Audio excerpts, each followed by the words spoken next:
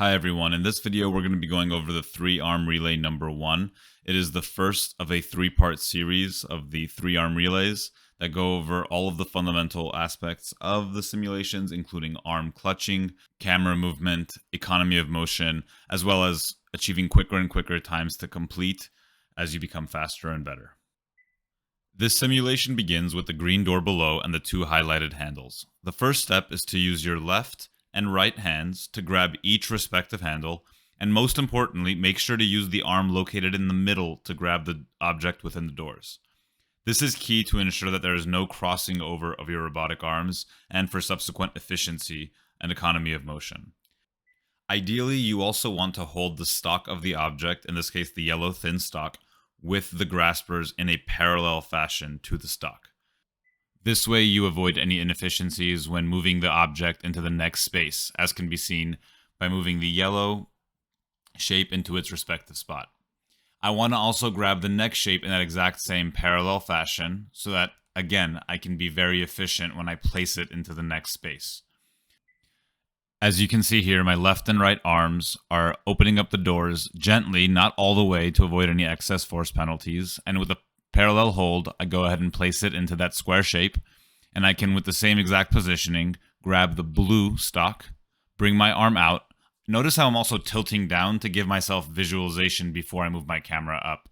With my left and right hand here, again, I'm going to open up those doors and set myself up to have that blue object placed in the final box. Then I grab the green object, again, parallel, and I'm going to immediately drop my hand so that shaft is not in the way of my right hand. I'm going to clutch the camera out. My left and right arms go around my middle robotic arm shaft to grab the left and the right handlebars. Notice how on the bottom left, I clutched my arm forward to be able to bring that faraway robotic arm down to the middle.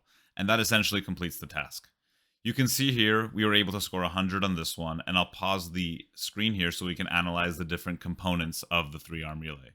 So you can see the score is broken down into 2 components, the economy of motion and the time to complete, both of which have a maximum score of 50. For the economy of motion, we scored a 55.2, and the time to complete, it's a 50.4. The exact way they score those points, I'm not entirely sure, but the important point is that you can only get 100 as a total score, and it is a combination of those 2 components.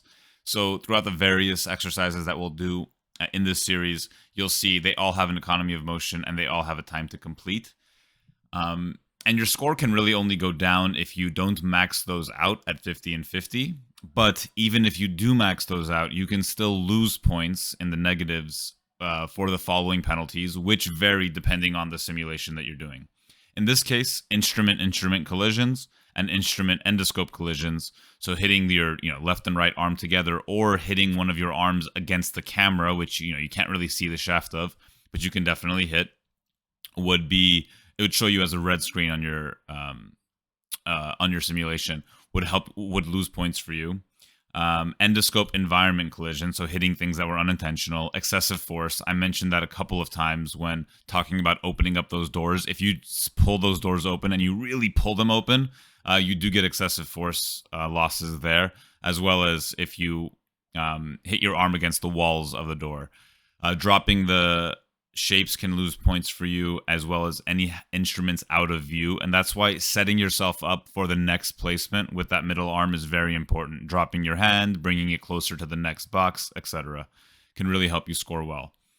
Again, the time is not too important here. You can score a really fast time by doing things crudely and maybe even not lose points. The more important thing is thinking about how moving your arm to a place that is convenient for the next position or the next placement can help you save time and save on clutching, as well as grabbing the stock of the instrument in such a way, not the stock of the shape in such a way that makes placing it into the next box easier and more efficient.